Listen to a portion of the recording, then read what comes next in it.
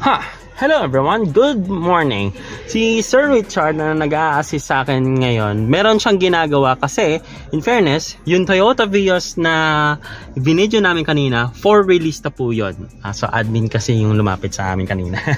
So ayan, so ito, ang isang Toyota Fortuner na 2025 LTD 4x2. Alam ko, ito yung madalas na binibili or yung Q kasi alin sa dalawa na yan. And then, yan. Ito yung ano natin. Let's give a first impressions dito kasi I have driven this one before. Nakapag ano na ako, tinignan ko yung acceleration. Malakas naman. 204 horsepower or 200 flat horsepower naman. And then, yep.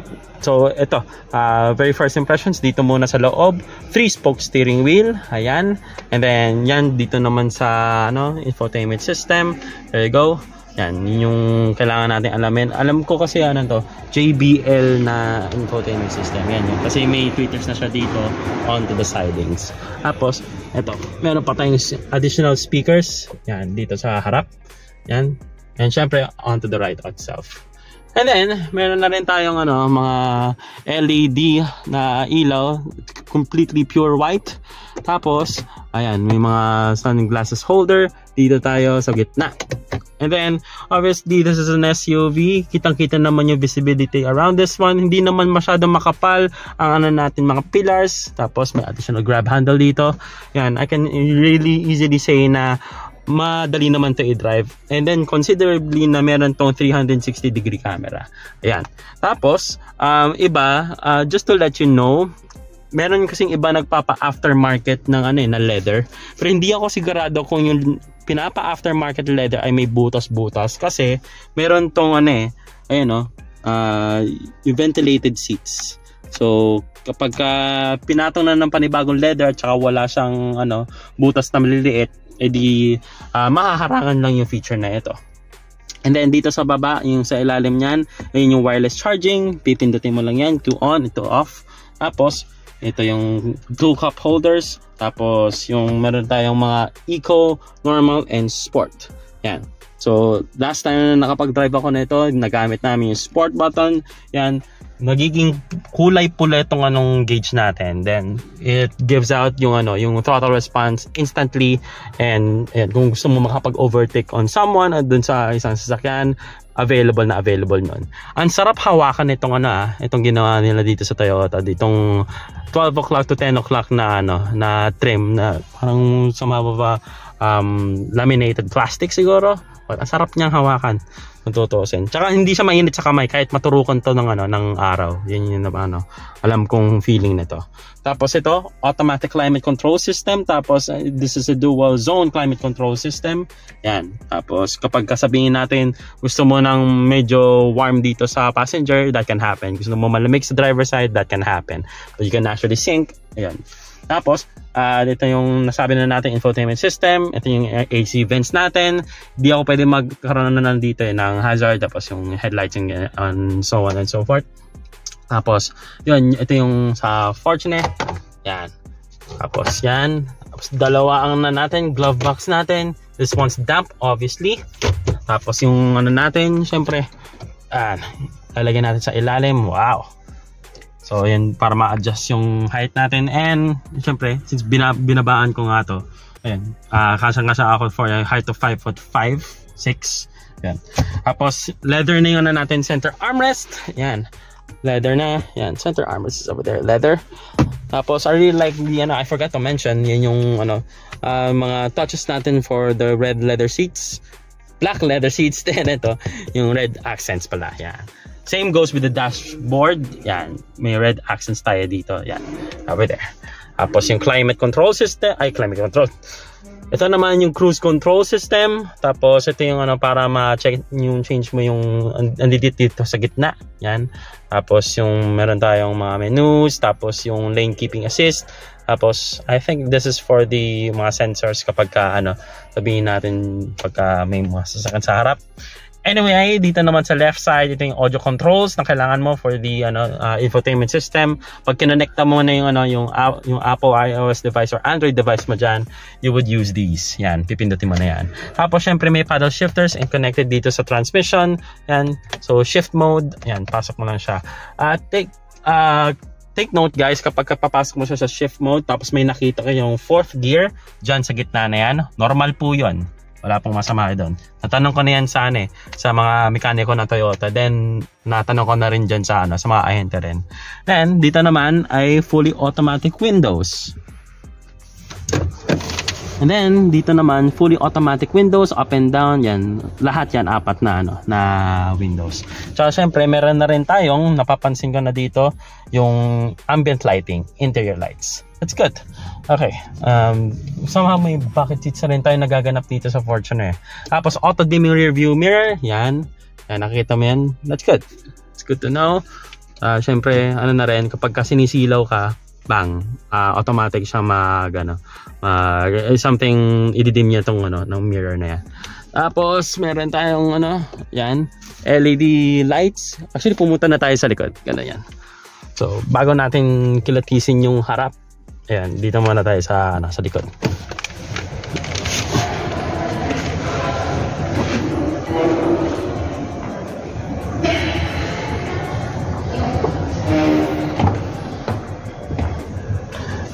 Okay, POV ng likod ng Fortuner, yan. Tapos yung air conditioning natin ay facing towards the passenger itself.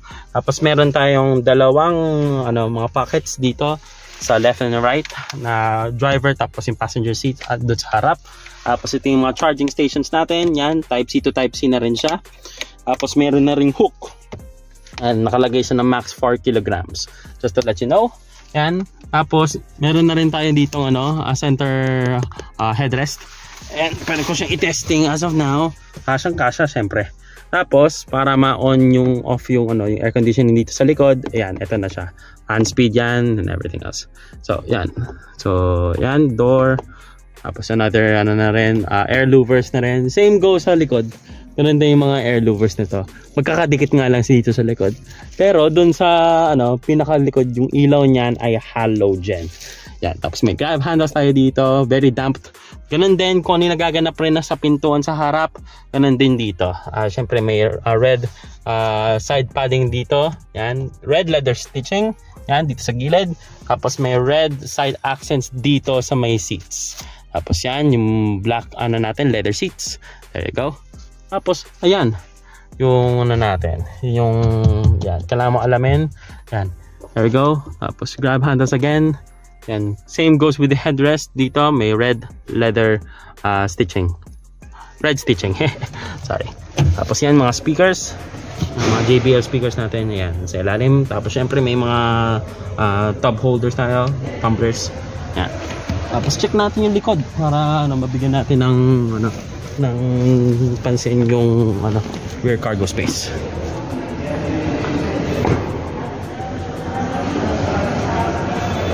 But before that, ito nga pala yung mga taillights niyan. Yan. Ito may ilaw to kapag naka-on yung headlight.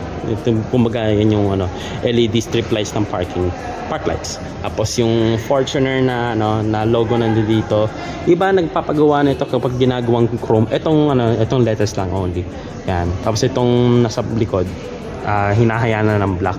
Para syempre papansin lang naman ito yung yung mismong logo ng Fortuner. So yan. Let's close this one.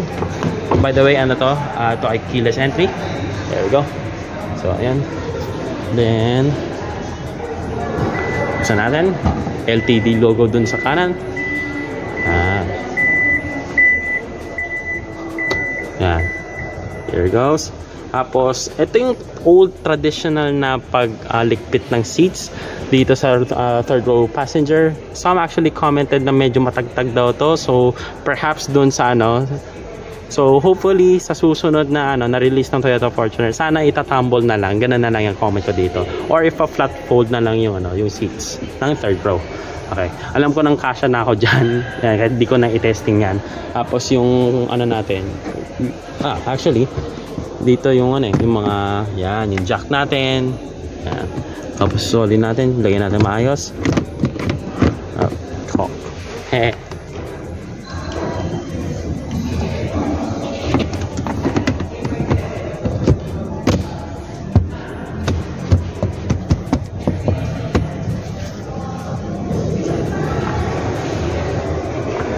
Oh, interestingly, may subwoofer pala dito.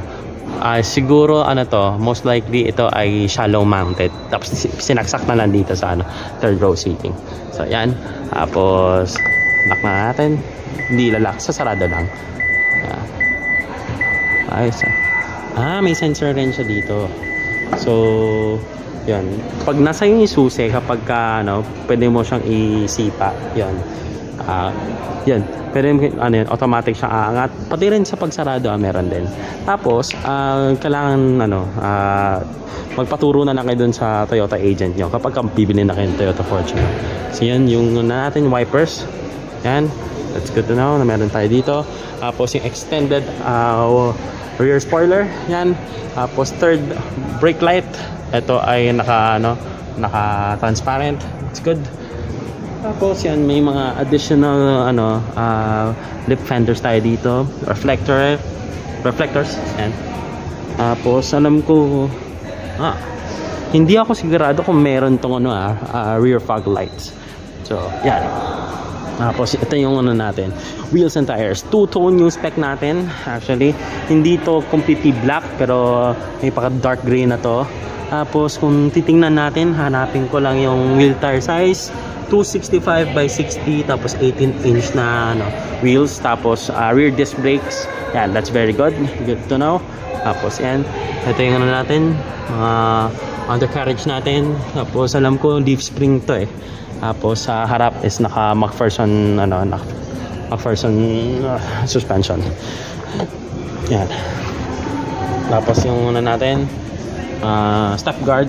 Yan, step board natin. Tapos yung mga Toyota door seals natin, mga logo nito. Yan, for premium feeling din. Tapos yung hidden na tag dito, cup holders. Yan, that's good na nakatokat siya dito sa sa air conditioning. Yan, para malamigan yung drinks if ever kung sakali. Also na rin, power yung power folding, hindi yung power folding, pero power adjustment seats na rin itong nasa passenger. Tapos meron na tong SRS airbags din. Yan. Yan, ayos naman siya. Yan.